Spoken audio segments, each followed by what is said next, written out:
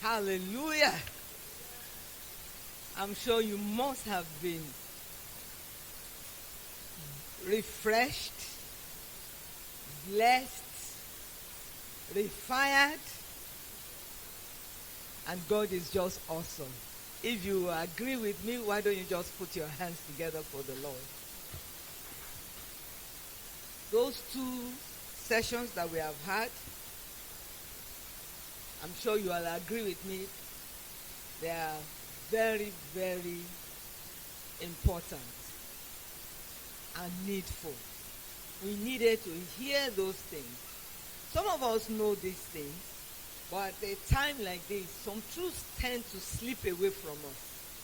Maybe because we are overwhelmed by the situation of things, or overwhelmed by what is going on around us and what people are saying. We have allowed certain truths to slip away from us. But today, I believe what is happening is that God is bringing us back together, helping us to come back to ourselves so we can maximize destiny. And I'm sure that by the end of these training sessions today, your life would have greatly been enhanced. If you believe that, can I hear you say an amen?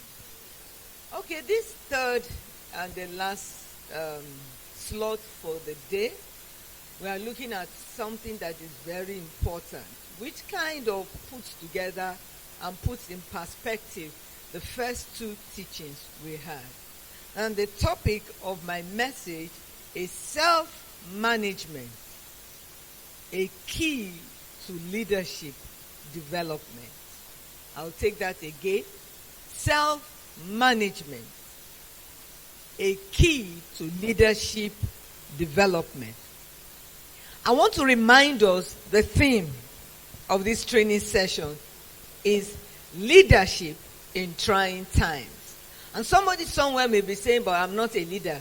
But that's not true. Wherever you are leading in one form or the other.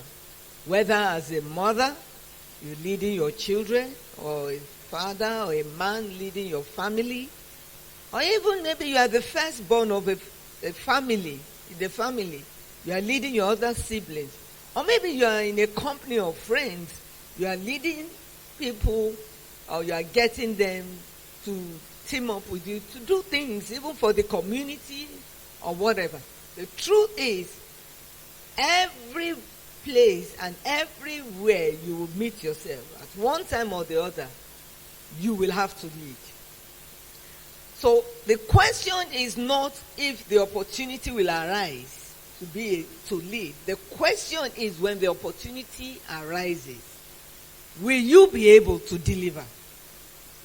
Because like our father always says, leadership is all about taking the lead. Taking the lead wherever you find yourself. For instance, I'm sure many of us will be familiar with this kind of scenario. Some people may be stuck in a place, or maybe in a bus. The bus has broke down, and we're on a trip, traveling somewhere. The bus just breaks down, and we all have to come down. Some people, you will observe, will just sit down. They are waiting for the solution to be solved by others. Some people will go and ask, is there anything I can do, or what do you want me to do? But some people will just move in and start doing something, even without being told what to do. Those are the true leaders. But you see, the truth is, of all the categories, everybody has the opportunity and the potential to do that. The only difference is some people act and some don't. You act when you are better prepared through training sessions, through enlightenment sessions, and through exposure. And that is what this session is all about. To enlighten you, to expose you, to train you. And I believe you'll make the best of it. So everybody has the opportunity, the privilege, and the God-given potential of being a leader. But how do you lead? Whether it is good times or bad times. And we are saying that leadership development is actually the key. But before you can lead others, you must lead yourself successfully. Many times when we talk about leadership, we emphasize the act of leading others. But true leadership starts with leading yourself successfully first. In other words, true leadership starts with successfully understanding what it is to be a total person. What does it mean to be a total person? A complete person. A productive person. And this is what we are calling self-management. Now, in the context of our studies, I want to define self-management as setting order in your life as an individual. Setting order in your life as an individual. Putting boundaries around your life. Therefore, efficient management of self simply implies being able to administer your life profitably. Now, if you're going to administer your life profitably, it means you must understand that God has given you resources to maximize your life. And the question is, how do I maximize the resources God has made available to me? The resource of time, the resource of strength. How do I administer, or how do I harness all that will now eventually enable me to emerge as a complete person that will be a blessing to people around me and humanity at large? But why is self-management important? So why do we need to talk about it? The truth is, how you efficiently manage yourself will determine what kind of person you will be, and ultimately, the kind of leader you will be, the kind of mother you will end up being, the kind of husband, father you will be, the kind of boss you will be, the kind of Christian you will be.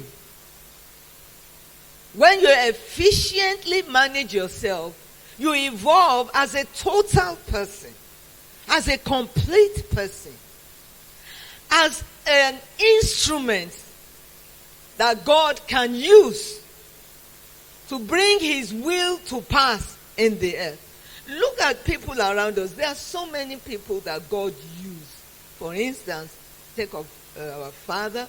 Look at our father, Bishop Oyedepo.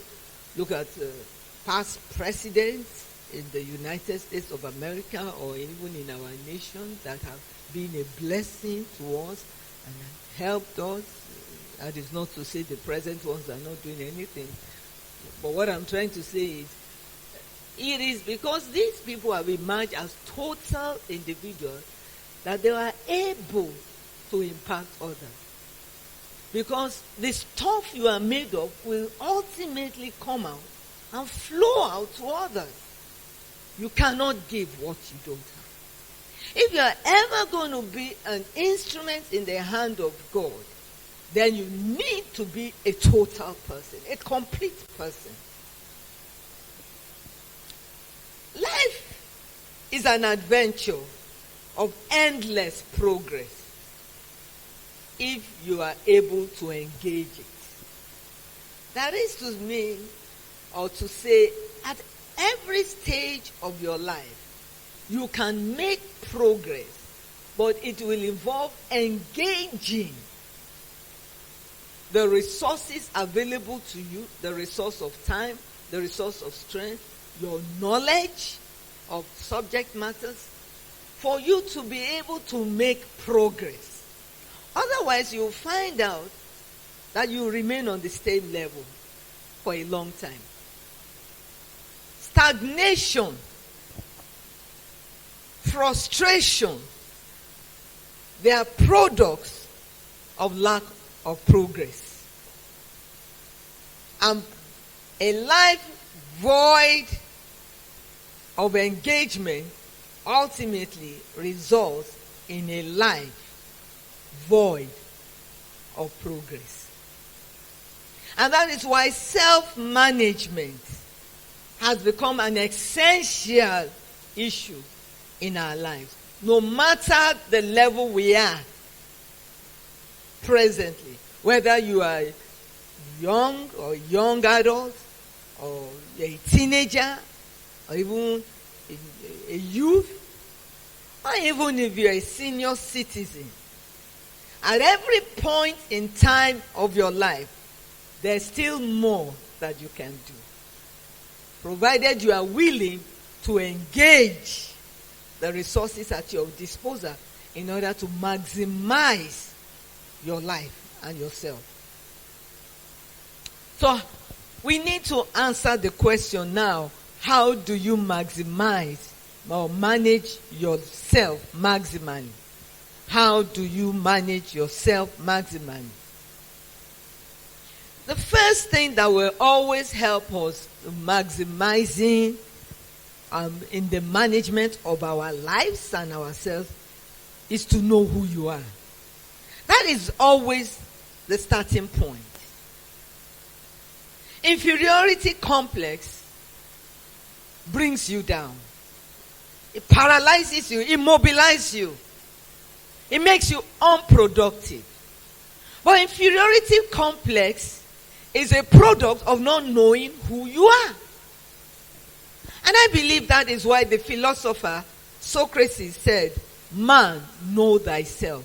Meaning, if you do not know yourself, you will hinder your potential in life. If you do not know yourself, you will be greatly hindered in releasing what is in you, the resources God has put in you to make you a blessing to your world. And in answering the question, who am I? You are actually answering the question of your identity.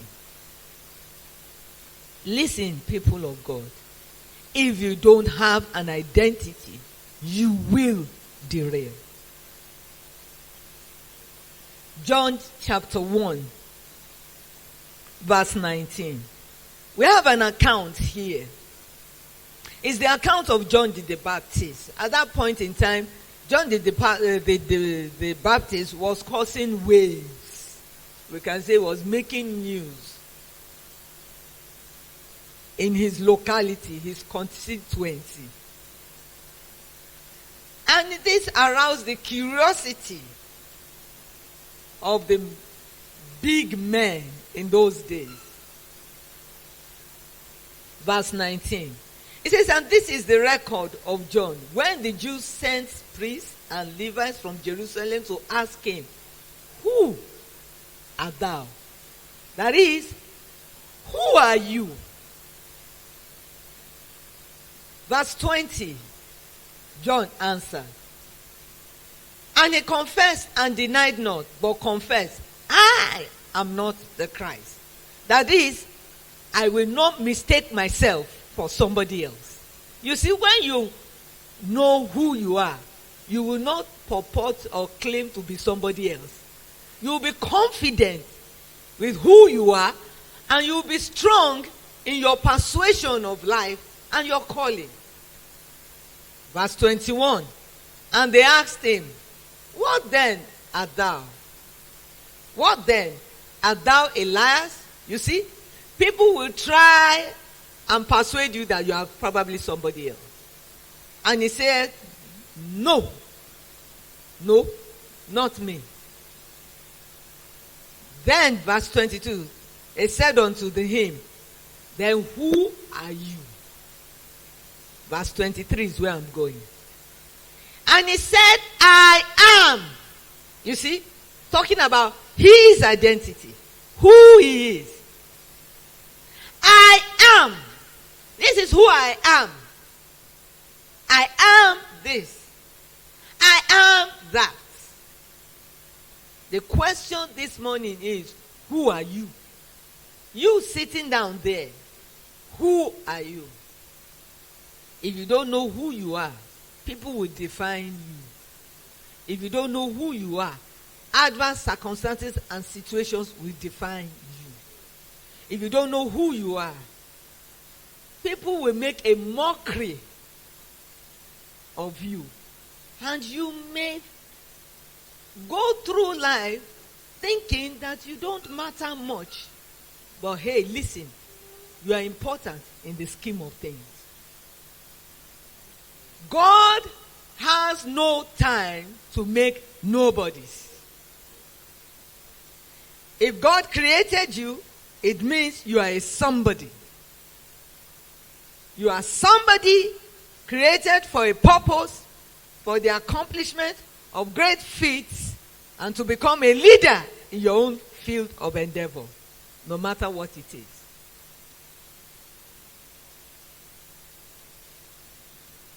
A young man who we're all familiar with, well, maybe the younger generations may not be familiar with him.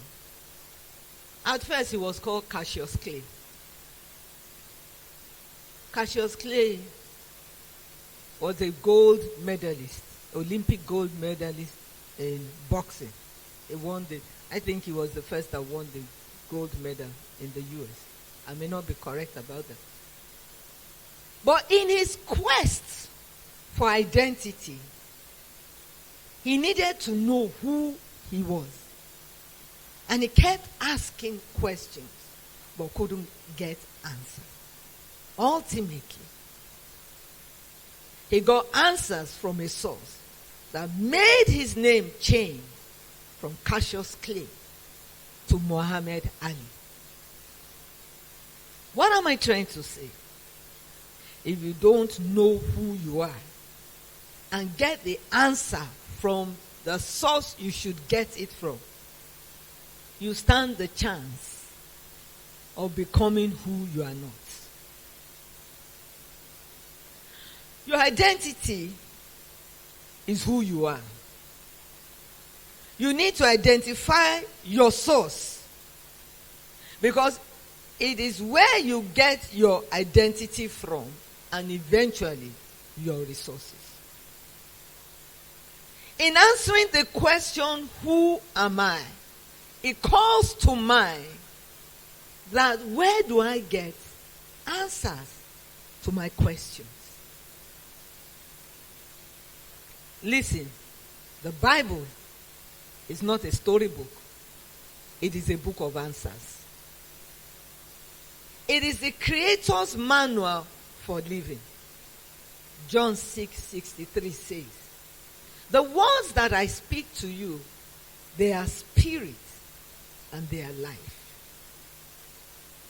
So the words that we get from the scriptures are living words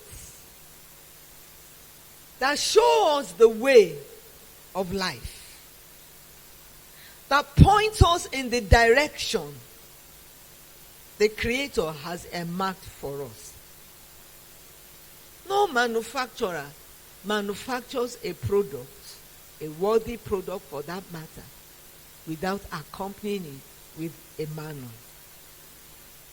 That is the wisdom the Creator puts in us. How much more the Creator himself?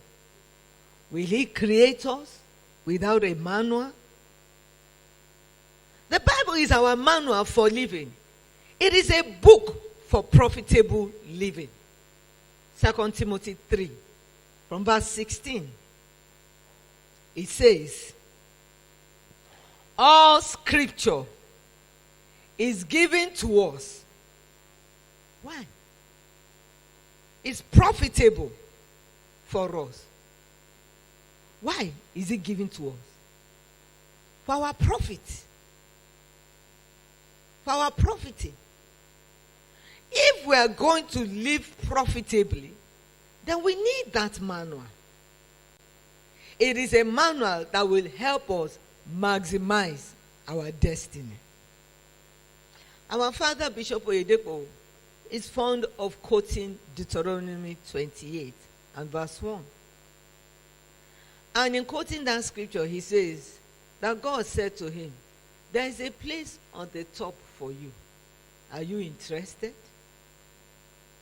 Meaning, that this Bible, and it shall come to pass, if thou shalt hearken diligently to the voice of the Lord thy God, to observe to do his commandments, which I commanded this day. So the book is what gives us commandments. The book is what gives us direction. But mainly, the book is what gives us our identity. However, engaging the principles of the word is what will make us a star. The question is, what does the manual have to say about who we are? In answering this question, I want us to go to the book of beginnings. In anything and everything, we always have to go to the beginning. Genesis chapter 1. There, the manufacturer gives us his mind. Verse 26. It says, and God said, let us make man in our image, after our likeness, and let him have dominion over the fish of the sea, and over the fowl of the air, and over the cattle, and over all the earth, and over every creeping thing that creepeth upon the earth. Verse 27. So God created man in his own image. Please note that. In the image of God created he him. Male and female created he them. Verse 28. And God blessed them, and God said unto them, be fruitful and multiply and replenish the earth, and subdue it, and have dominion over the fish of the sea, and over the fowl of the air, and over every living thing that moveth upon the earth. Now these three verses, I want to bring out three truths.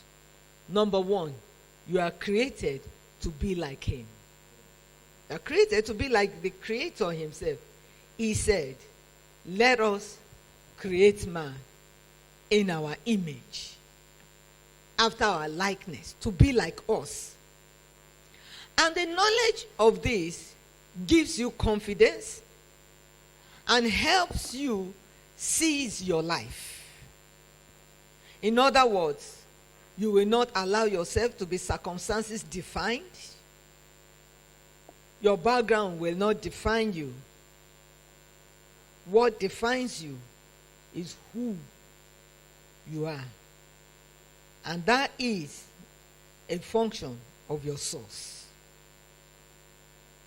It is your knowledge of your source that will determine your size. The knowledge of your source enables you to harness your potentials. Listen to me. The stuff you are made of is eternal, is not transient. Your understanding of your source helps you and gives you a superiority mentality. You will not bemoan adverse circumstances and situations you face, but rather you take your life in your hand and forge ahead to win the prize. No matter adverse circumstances or situations you may have faced that bring you down, those things don't define you. It's what you will eventually become that defines you. So are you going to allow adverse circumstances to get you down?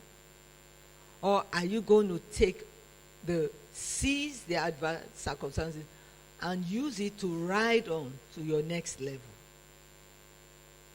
I once said to somebody that the challenges in life are not to cage you, but they are to build you. They are to give you spiritual muscles, mental muscles, and physical muscles. And this is all a function of your source. Psalm 82 verse 5 gives us a clear picture. It says, they know not, neither will they understand. They walk on in darkness. All the foundations of the earth are out of course. Verse 6. I have said, ye are gods, and all of you are children of the Most High. Talking to us about who we are, like him. Verse 7. He said, but when you don't know this, you become a victim. You die like ordinary men. and you fall like one of the princes. But that won't be your testimony in Jesus' name. You are made up of stuff that is eternal and not transient. Nothing is strong enough to keep you down. You may fall, but get up and keep going. The second truth I need us to see from those verses is that you have been created to be a person of dominion. And that means you have great, great potential. Now, from the demonstration we had earlier on, that container was empty. But it had the potential of taking many things. Frankly speaking, I didn't even know that that container could take that much. First, they put the big stones. But there was still space for more. Then they put the beans. It didn't fill the container. There was still space for more. Then they shook it and put the sand. And shook it and shook it. The sand settled to the bottom, creating still more space, but filling in the gaps produced by the big stones. But it still was not full. Then they poured in the liquid. And our lives are pretty much like that. Many times you get to a point you say, oh, I can't go further than this. All you need to do is to shake yourself. Get up and keep going. Then you get to another phase in life. You think, oh, I have arrived. I have made money. No.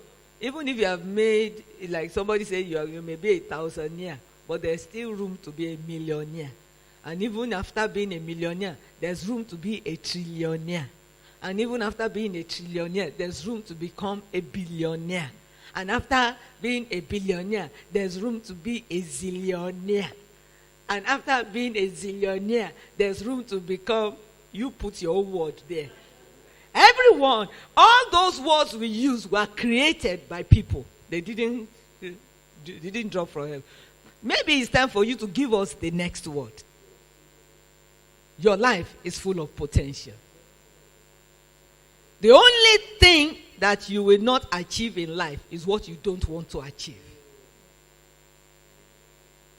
My father, Bishop Oyedepo, says it's a question of interest.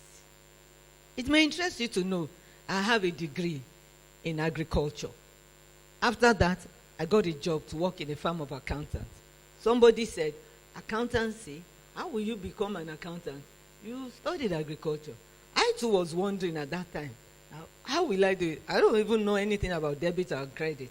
But I went on to become a chartered accountant. I took professional exams. That means I had the capacity to become a chartered accountant. So if I didn't do it, I would have just had the capacity there, the potential there untapped. Then I worked as an accountant for years, and I thought that is what I was going to be. And I got married to a fellow accountant, and one day he became a pastor. And I remember thinking, how do I become a pastor's wife? I don't know. My parents are not pastors. But today, I'm a pastor's wife, and I've been a pastor's wife for about 26 years now going. Hallelujah. Now, what am I saying? At every point in time, I had to change my dancing steps. So that means I had more steps in my legs. I didn't know. And I still have more steps. I'm a mother on the way to becoming a grandmother. And one day I'll be a great-grandmother. You see, your life has limitless potential to evolve into something. Don't remain where you are. And don't settle for where you are today. My mother, Pastor Faith Oyedepo, always says, the largest room in the world is the room for improvement. Now, the number 3 truth I need us to see from those scriptures is that you have been empowered. You have been empowered. Verse 28, and God blessed them. Blessing there means to be empowered. So you are created, number 1, to be like him. Number 2, you are created to have dominion, so you have great potential. And number 3, you have been empowered. Now put all these 3 together. You'll find out that you are on the way to greatness. But this is not enough. It's not enough for you to know who you are. Many of us already know who we are, but we are sleeping giants. So what next do you need? Number 2, you must be task-oriented. You must be task-oriented. To make the most of life, you must be a person that sets goals, breaks those goals, and sets more goals. This is what will make you productive on the journey of life. Be task-oriented and not leisure-oriented. Many of us have a leisure orientation to life. We do small work, we want to rest. We do small reading, we want to sleep. But great men are not made that way. Great men become great because they stretch themselves. And you can only stretch yourself by engaging yourself in tasks. Now, being task-oriented is what will give you speed in life. Life is an adventure of endless progress, like I have previously said. But it is the different tasks you accomplish that actually culminate and make you a successful person. As you engage and go after task, after task, after task, it is the numerous tasks that are accomplished, put together to define success or your level of success. This is because it is task that keeps you busy. Task gives you purpose for life. It keeps you mission driven. Task is what keeps you occupied. When task is defined, then your leadership potential will find expression. Now, let me give a small example. You can wake up in the morning and give yourself a task. I'll read 12 chapters of the Bible. It's a task. You'll find out that will take up your time. After that, you can give yourself another task. Okay?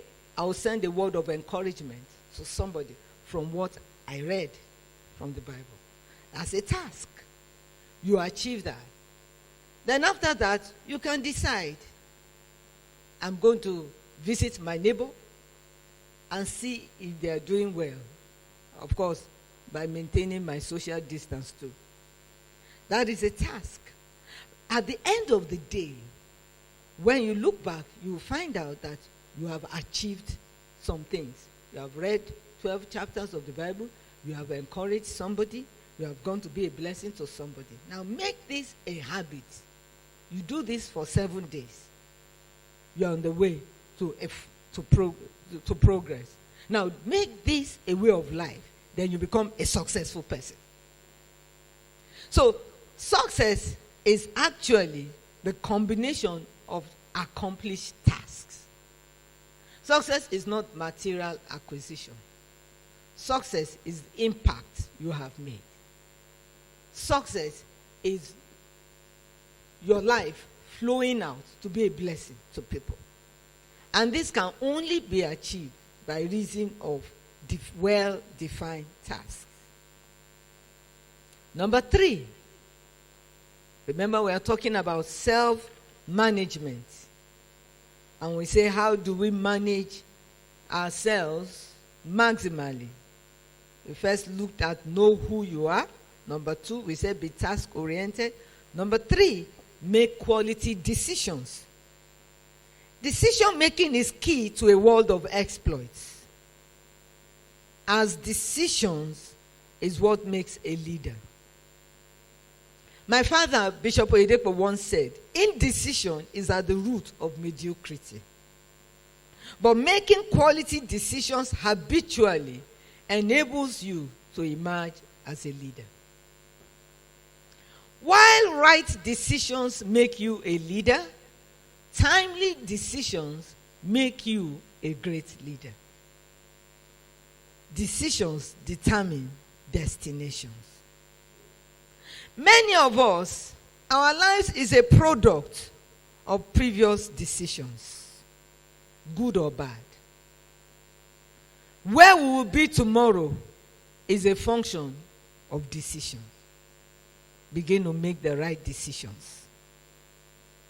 Because your decisions inform, ultimately, the choices you make in life.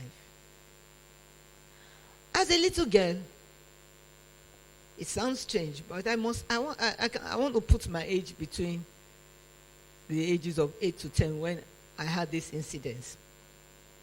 My mom's best friend was married to a soldier. And then habitually, she was always faced with domestic violence. When that happens, she comes to our house to stay with my mom or to stay with her sister nearby. And I remember looking at her one day on one of such occasions. And I decided in my life, I will never marry a man that will beat me. You see, like I said, I want to put my age between 8 to 10 because I wasn't even in the secondary school yet. But how does a little girl come to a point that she makes a decision that practically guided me to the point of marriage? I decided I will never be married to a man that is physical, that is violent. And God rubber stamped that decision. What am I saying? Some of the decisions we make today, they may look very small and frivolous, but they will determine your destination tomorrow. Therefore, make the right decisions. Number 4, be a law unto yourself. I want to put that this way. If you are going to manage yourself successfully, then you must operate as demanded and not as convenient. Discipline is knowing where you should be at the time you should be there, doing what you should be doing as demanded. Set targets for yourself and follow them through. Invest in your time. It is what you have to make the difference in life. Time. And like our Father always says, time is all you need and time is all you have. Therefore, make the best of your time. Benjamin Franklin once said, "Dost thou love life? Then don't squander time. Invest it, for that is the stuff life is made of." Let me put it this way. When they talk about somebody, they say in their lifetime. That means your life is defined by time. Your activity, inactivity, productivity, carelessness, whatever is defined or is a product of how you have harnessed time.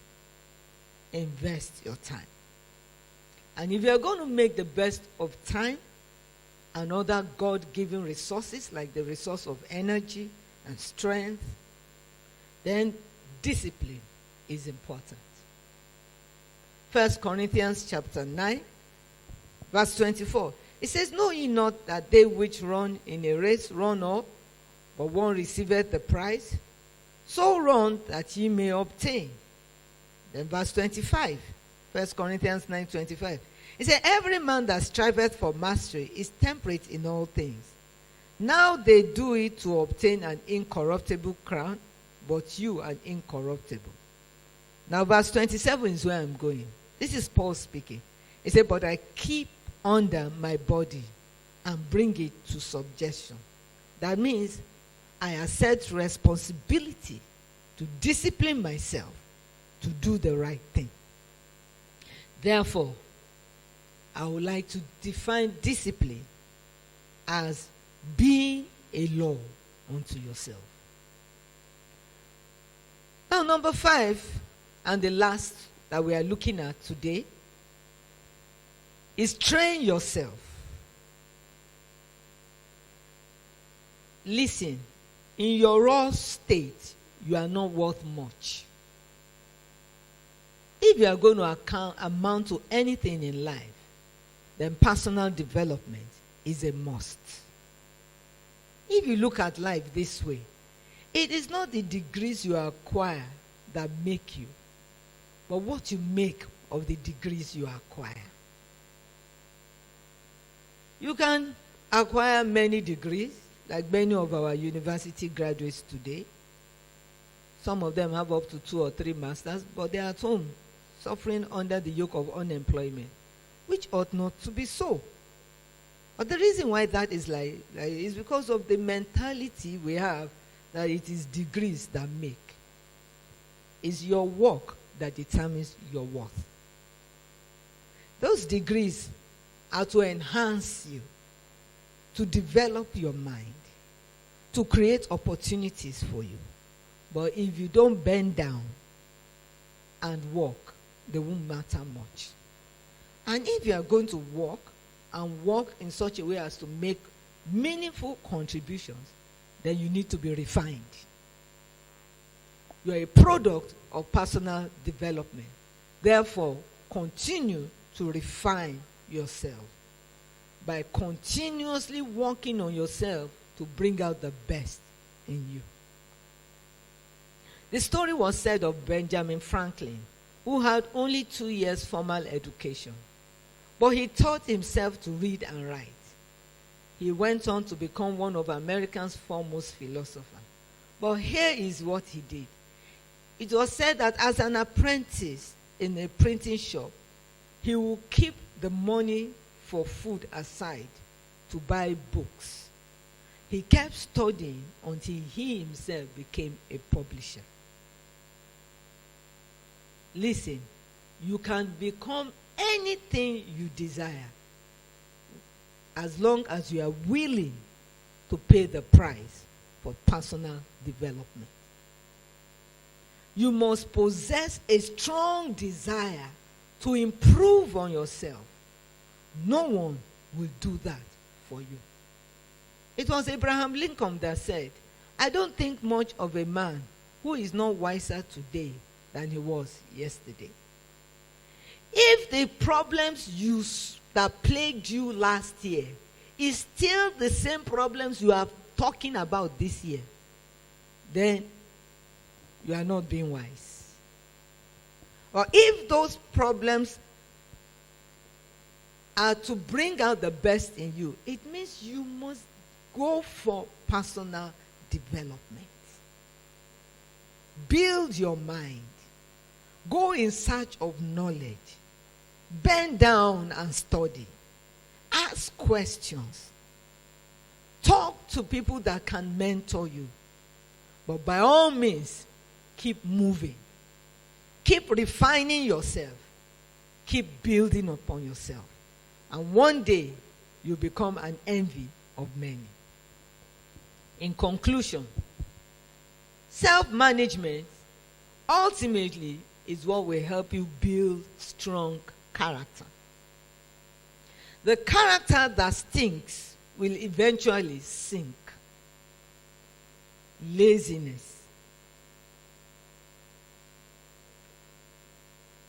lack of integrity, giving excuses as to why you must remain the same. They are all character deficiency. Napoleon Hill said, "If you do not conquer self, you will be conquered by self." Indulging in habits that are unprofitable, that will take you nowhere.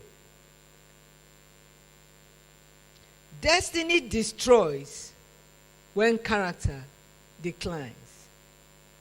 A wise man once said, "If you discipline yourself within, you will be less vulnerable to injury from outside."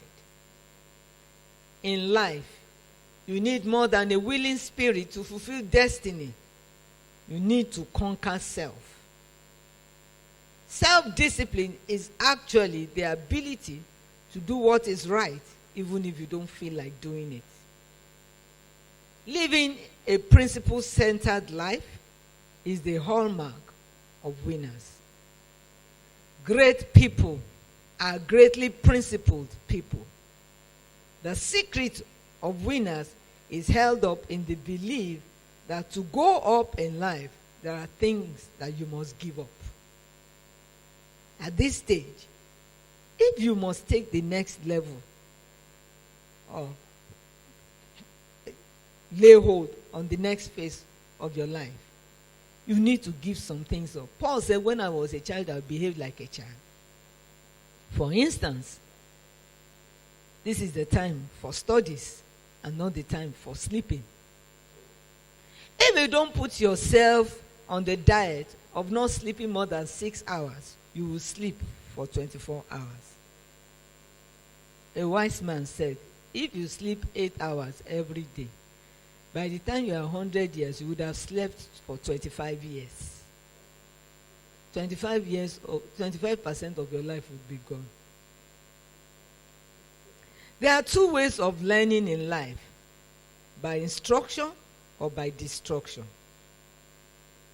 You don't become a winner suddenly.